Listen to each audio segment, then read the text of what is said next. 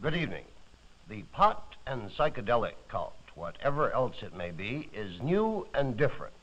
Unlike the nihilist beatniks of a few years back, today's LSD cultists say that they are turned on, not turned off. And if they talk of dropping out, they do so because they reject square society and claim they can build a better one. The psychedelic people are not in the historic pattern of dope addiction. Their drugs are so-called head drugs, ranging from such natural substances as marijuana and hashish to LSD and other artificial concoctions. These head drugs are not physically addictive, as are such body drugs as opium, heroin, and alcohol. An LSD enthusiast will inveigh against liquor as fervently as a 19th century temperance crusader. But some doctors and scientists claim that pot and LSD not only can lead to addictive drugs, but can be dangerous in themselves. In the next hour, we'll hear many sides of the controversy from 8 American cities. First, the city which has been identified with so many new movements and is now the preeminent home of the hippies, San Francisco. Free! I'm free! We're not slaves! We're not slaves! I ain't got a dirty heart, I'm a clean bean! Bless your dirty heart! You talk about freedom with no responsibility. You talk about love with no obligation. You get fined. You turn on when you get fined. You get Jesus Christ and you turn on. You have turned society off and the world off. You need Christ and turn on. Thank God I've been turned off. I'm turned on and tuned in.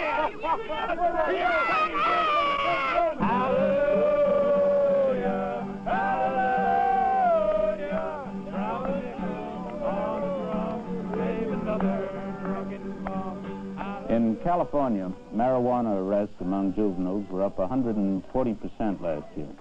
25,000 adults were arrested for taking illegal drugs. Despite stricter enforcement, more rigid laws, and more rigid attitudes on the part of the courts, the use of drugs in California is increasing, both on and off the campus. In the past 7 years, marijuana arrests have increased by 248%. Dangerous drug arrests, including LSD, are up 84%. Why? More people are using drugs: LSD, marijuana, tobacco, and alcohol. Tobacco causes cancer. Alcohol, taken to excess, damages the brain and kidneys. They are legal, marijuana and LSD are not.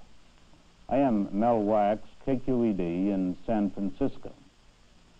Here in San Francisco and in nearby Berkeley, in fraternity and sorority houses, marijuana is used both by conforming students and by student rebels. It is used by hippies in the Haight-Ashbury district. It is smoked in cigarettes, pipes, Turkish hookahs. It is sprinkled on salads, used as seasoning in soup, and mixed in chocolate chip cookies, even in the imposing Victorian homes of Pacific Heights.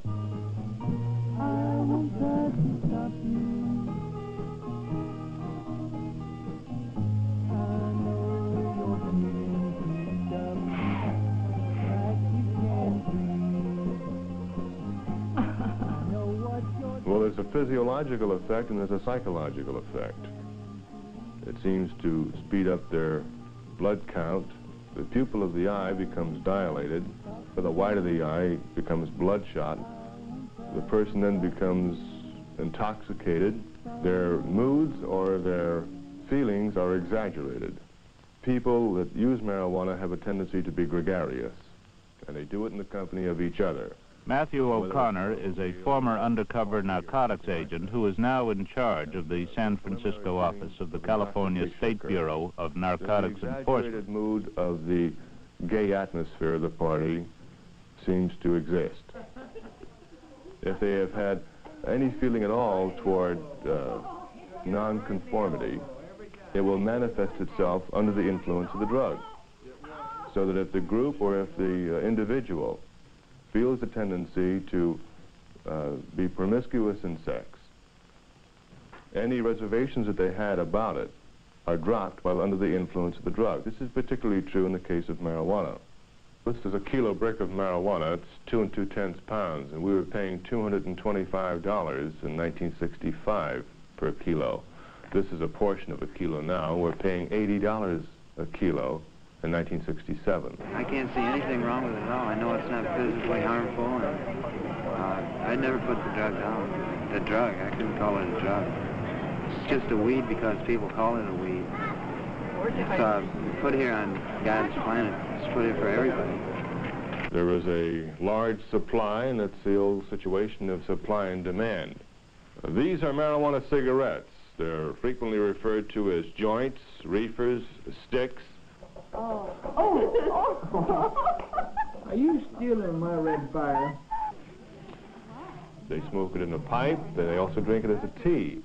They wash the seeds and the stems and some of the marijuana material in wine, and then consume the wine with a view that the alcohol has... Gin? No, it's not in gin. Washed the cannabinol, the cannabis resin, from the leaves and simply drink the wine for the same effect. Mixing your media. Marijuana is not a narcotic.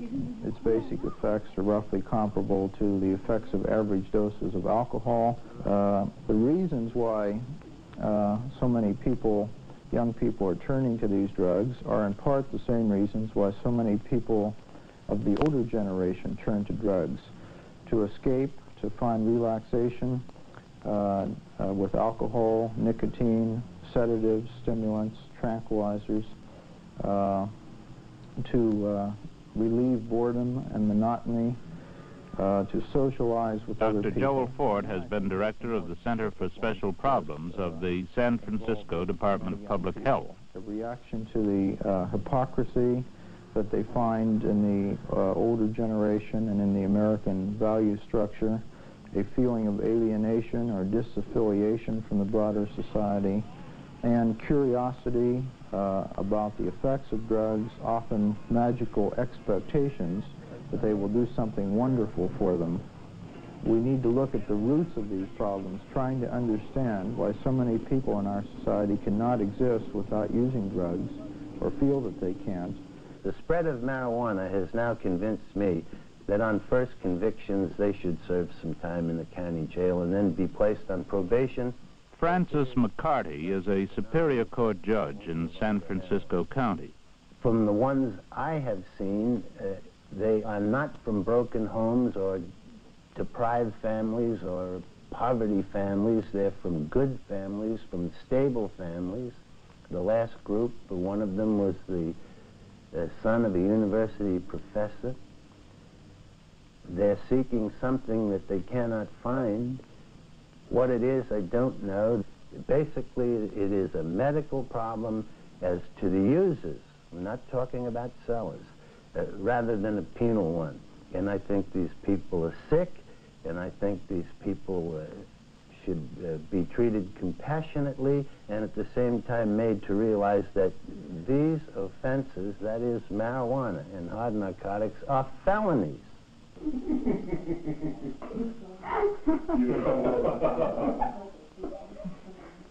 Forget those three. Have a good time. My criticism is that the penalties after the first offense are horrendous and far too severe. The penalties are greater for a second and third use of matters of this kind than rape and murder and other felonies. Let me give you an example. It's possible, given 2 misdemeanor convictions of possession of a marijuana cigarette in the past when it was a misdemeanor, for a person for the possession of 1 codeine pill without a prescription to serve 15 years in the state prison. The adult authority cannot parole him, and the court cannot grant probation. Now, when you figure the average second-degree murderer serves 5 years and 9 months, it doesn't seem to be a proper thing. As far as our laws are concerned, I would think that we should do away with all penalties regarding marijuana. Jerome H. Skolnick is a sociologist of law who teaches at the University of California and does research at the Center for the Study of Law and Society. He is the author of Justice Without Trial. I think that one of the most serious problems in our criminal law is the attempt to control things that people do on a voluntary basis as a general matter, and this is especially true with respect to marijuana. as much of a failure as the attempt to control prohibition through to control the use of beverage alcohol through prohibition was. As far as our medical policy is concerned, I would say that the medical people in general, well, they vary, but let's take the best of them. They have tried to be objective. And their objectivity has, curiously enough, I think, led to a kind of falsification of the nature of marijuana use. They might describe the effects of marijuana use, for example, in such terms as adrenal activity or pulse rate or heart rate. Well, look at it this way. Suppose you had somebody who had never played a game of tennis, and he was asked what the effects of playing tennis were. Well, one way you could describe them is to say that after you play tennis, there's marked adrenal activity, there's a heightened pulse rate, there's facial flushing, there's sweating. Sometimes it's followed by dizziness and nausea, and sometimes even people die. That is to say, you could paint a horrible clinical portrait of a tennis game, which would not be false, you see, in the specific terms in which it's written, but it would be terribly misleading. And I think that much the same thing has been done with respect to the use of marijuana, for example. This is liquid LSD, lysergic acid diethylamide. It has rather a blue cast to it. This is placed in either sugar cubes or tablets or capsules. These were seized here locally in the Bay Area. Here is a piece of candy. We assume that the LSD was put in liquid solution and drops were placed on a portion of the candy so that an individual would have pieces of candy in his pocket or sugar tablets. And the LSD would only be on one side and not discernible to the cursory examination by anybody, including a police officer. There's a big difference between being inside and outside. Outside trips are sort of sufficient unto themselves. But when you're outside, I mean, you're sort of isolated on one hand, and you're part of something else which is altogether different. You're part of all the whole thing that's around you, particularly if you're someplace like up in the hills. And there was a heightened sense of color, sense of design, particularly design, picking up patterns in everything, picking up patterns in nature.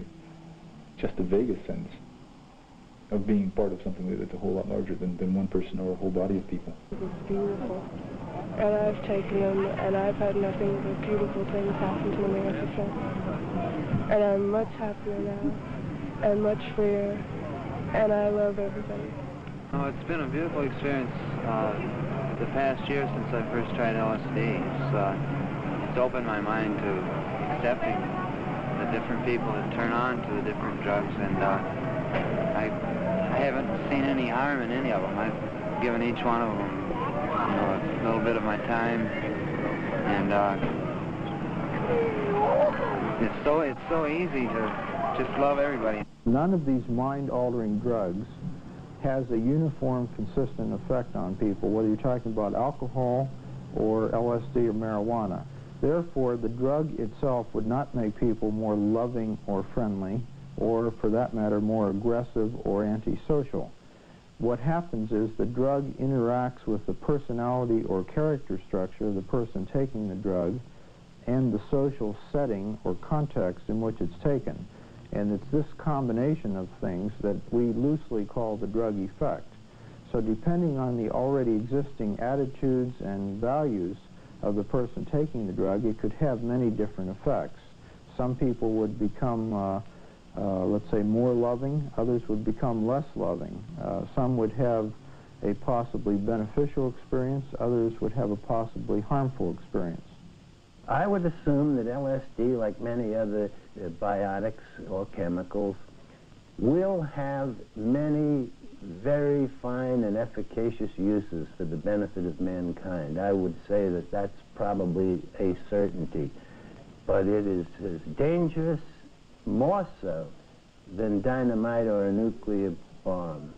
And it shouldn't be used except under the closest supervision of the most competent authorities.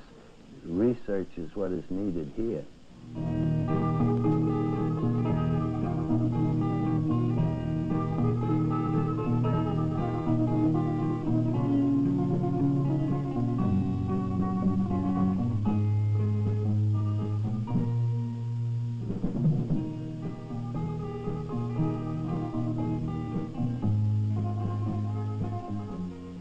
Clearly, here, as elsewhere, there is disagreement both on the dangers and possible benefits of marijuana, LSD, and other drugs. There is disagreement about how to cope with them, whether they are legal, medical, or social problems, or even whether they are problems. All agree that the use of drugs is increasing in all segments of society, but particularly among the young and among the students. Much more must be known about the effect of these drugs on the body and on the mind. It has become virtually impossible in recent months to pick up a paper in New York and not find a story about kids using drugs. There are two reasons for this. Nothing makes a better headline than a story about a pot raid on campus. And secondly, there is the simple, undeniable fact that more young people are experimenting with drugs than ever before. This is Terrence Smith reporting for WNDT. I'm standing on St. Mark's Place in Greenwich Village. And so far as the drug scene is concerned, this is where the action is. Obviously, a devoted pothead can get his marijuana, or his LSD if that's his hang-up, almost anywhere in the metropolitan area. But nowhere is it easier than in this immediate neighborhood.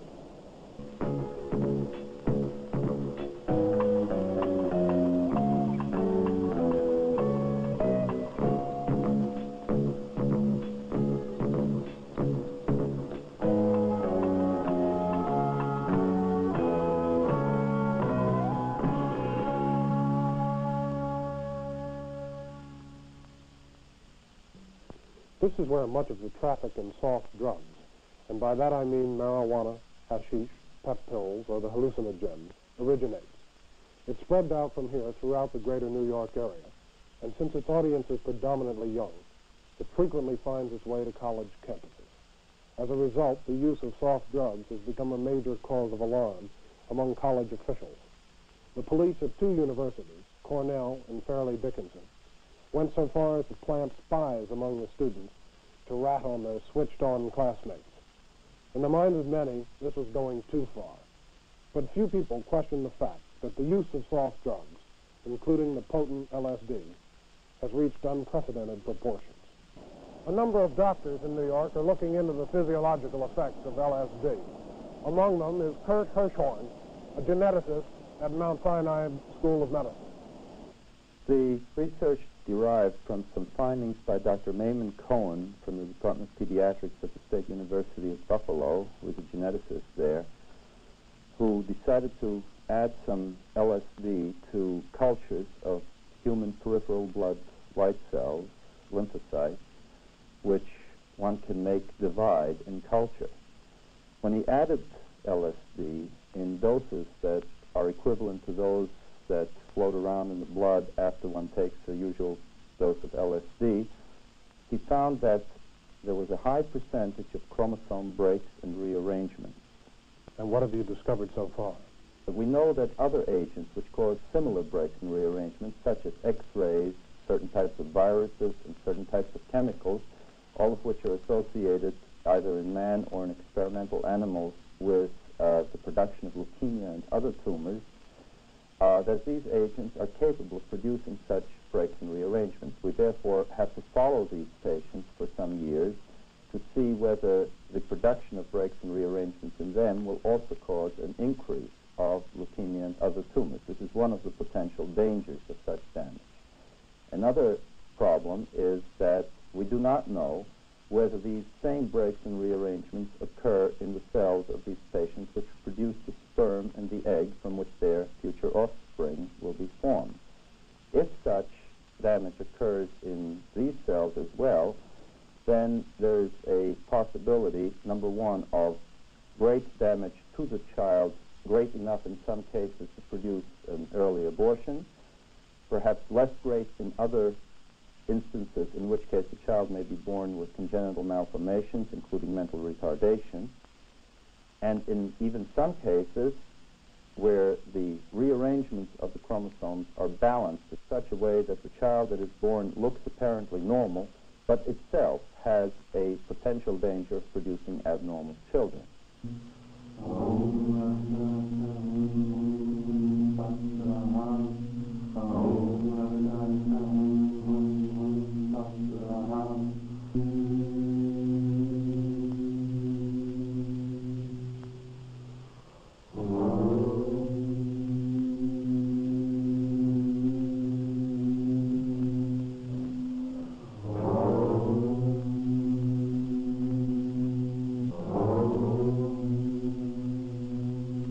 This is Terrence Smith reporting for WNDT in New York.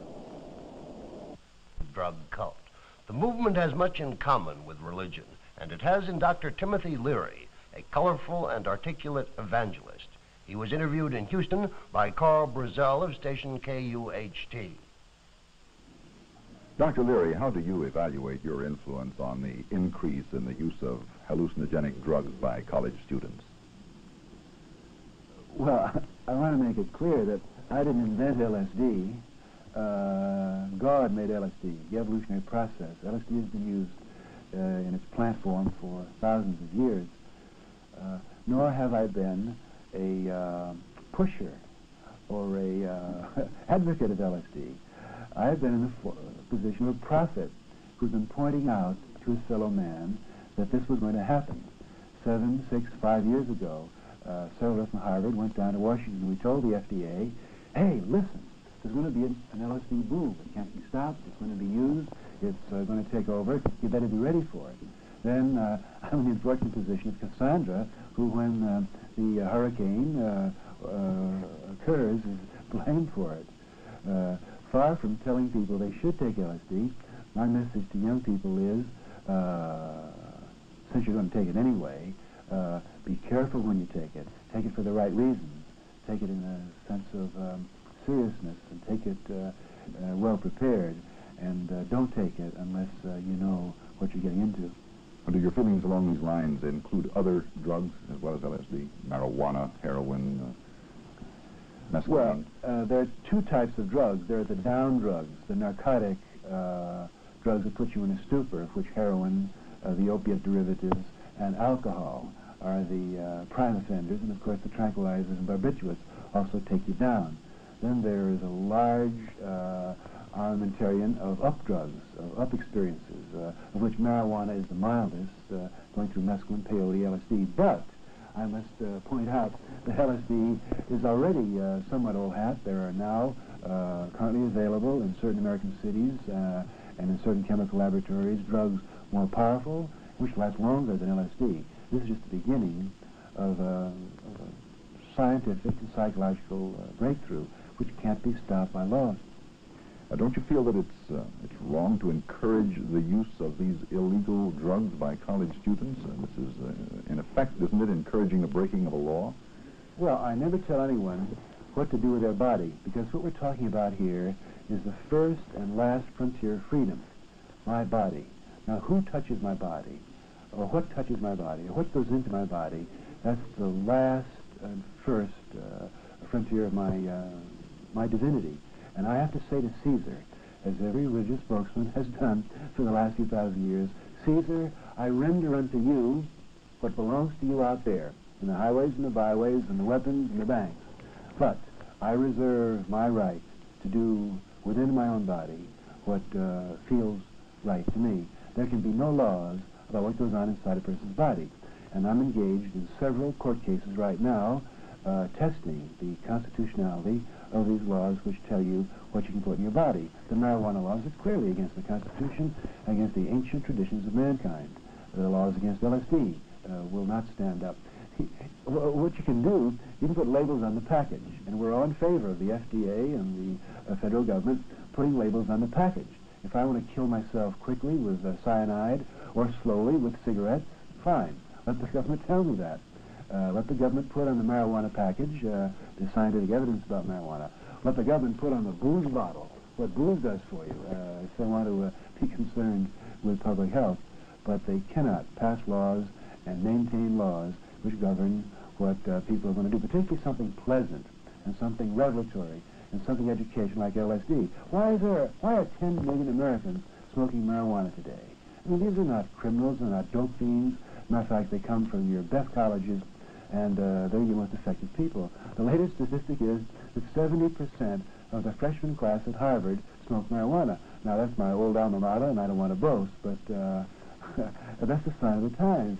You just can't stop intelligent, thoughtful people from doing something that feels good and right to them. One final question, Dr. Leary. How will you explain, or how do you explain, the rather unconventional attire that you have on at this time? Unconventional? My dear Carl, this is the most orthodox attire that a man can wear. What you're wearing, a tie and that funny suit, is that's a fad. That's only been around for 20 or 30 years. I'm wearing the ancient garb of my profession, which is prophet, which is part-time would-be holy man. I'm the orthodox person. You know, as Alan Watts says, there's nothing as far out as a square. Just look at the way he acts and dresses. In Washington, we talk with some of the people who administer and enforce the laws which Dr. Leary dislikes. These government officials say they are worried about the drug vogue. This is John Davenport of station WETA, Washington, D.C. In true bureaucratic fashion, the problem of drug abuse, as seen from here, is handled by two agencies, the Food and Drug Administration and the Federal Narcotics Bureau. The Narcotics Bureau enforces laws against possession of marijuana and the so-called hard drugs, such as heroin. The Food and Drug Administration concerns itself with LSD and the so-called dangerous drugs, such as pep pills and goofballs. Food and Drug implies that it has a more enlightened approach, concentrating on public education about drug abuse and enforcing the laws against the illegal supplier and manufacturer. FDA claims it's not out to make a criminal of the user. Its administrator is Dr. James Goddard, the first medical doctor to head that organization. Our job is to really do three things. First of all, we want to provide good information, an educational program. Secondly, we need to carry out research. Why do people wish to withdraw? Understanding that might give us a better basis upon which we could build a good educational activity. And third is the enforcement. And there, as I said, we are interested in seeking out the illegal sources of supply and bringing them to justice rather than the individual users. Patrick O'Carroll, veteran federal narcotics agent, says the stories on how the Federal Narcotics Bureau operates are sometimes untrue.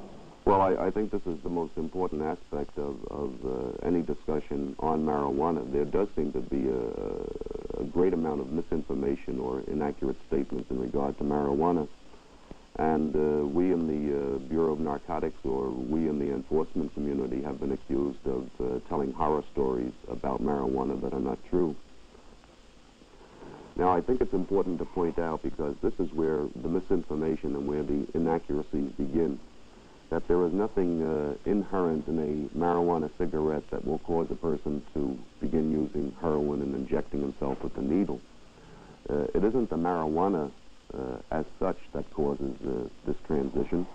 At least this has never been documented. What does cause it is this involvement in the drug culture or the subculture of a person, and he begins with marijuana, which is quite easy to take and to smoke. It's something that he's done before.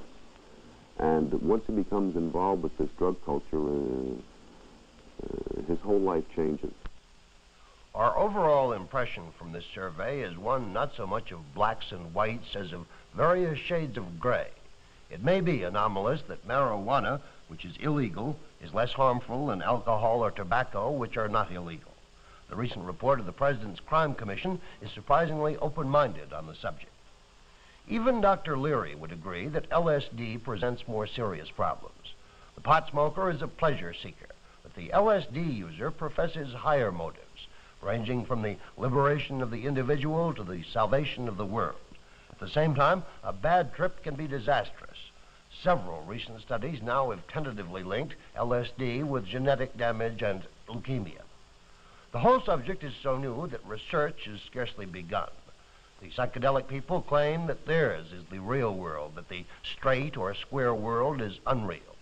Be that as it may, and for better or for worse, the evidence is overwhelming that in terms of the number of people involved, especially young people, the psychedelic world is growing and growing rapidly.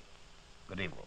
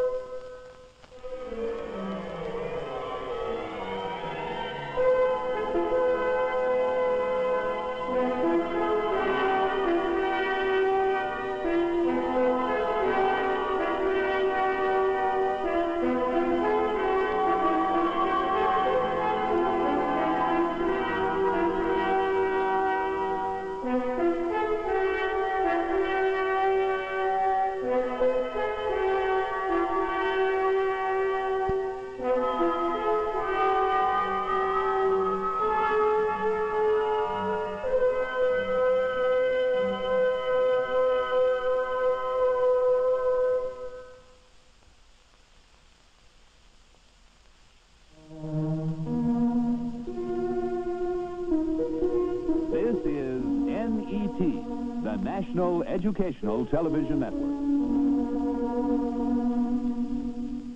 Century temperance crusader. But some doctors and scientists claim that pot and LSD not only can lead to addictive drugs, but can be dangerous in themselves. In the next hour, we'll hear many sides of the controversy from 8 American cities. First, the city which has been identified with so many new movements and is now the preeminent home of the hippies, San Francisco. Free! I'm free! We're not slaves! We're not slaves! I ain't got a dirty heart, I'm a clean bean! Bless your dirty heart! You talk about freedom with no responsibility! You talk about love with no obligation! You get fined! You turn on when you get fined!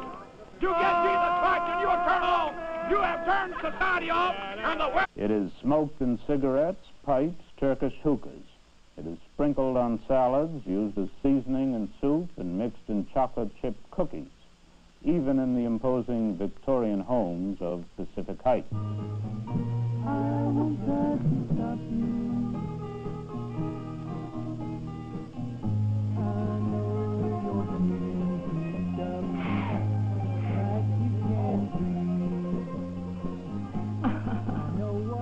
Well, there's a physiological effect and there's a psychological effect.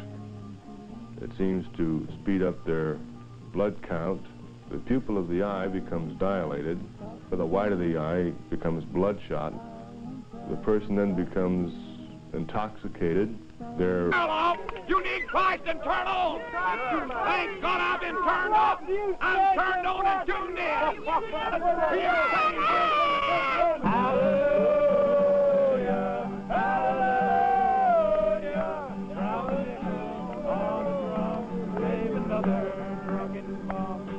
In California, marijuana arrests among juveniles were up 140% last year. 25,000 adults were arrested for taking illegal drugs. Despite stricter enforcement, more rigid laws, and more rigid attitudes on the part of the courts, the use of drugs in California is increasing, both on and off the campus. In the past 7 years, marijuana arrests have increased by 248%. Dangerous drug arrests, including LSD, are up 84%. Why? More people are using drugs: LSD, marijuana, tobacco, and alcohol. Tobacco causes cancer. Alcohol, taken to excess, damages the brain and kidneys. They are legal, marijuana and LSD are not. I am Mel Wax, KQED in San Francisco. Here in San Francisco and in nearby Berkeley, in fraternity and sorority houses, marijuana is used both by conforming students and by student rebels. It is used by hippies in the Haight-Ashbury district. Good evening. The pot and psychedelic cult, whatever else it may be, is new and different. Unlike the nihilist beatniks of a few years back, today's LSD cultists say that they are turned on, not turned off. And if they talk of dropping out, they do so because they reject square society and claim they can build a better one. The psychedelic people are not in the historic pattern of dope addiction. Their drugs are so-called head drugs, ranging from such natural substances as marijuana and hashish to LSD and other artificial concoctions. These head drugs are not physically addictive, as are such body drugs as opium, heroin, and alcohol. An LSD enthusiast will inveigh against liquor as fervently as a 19th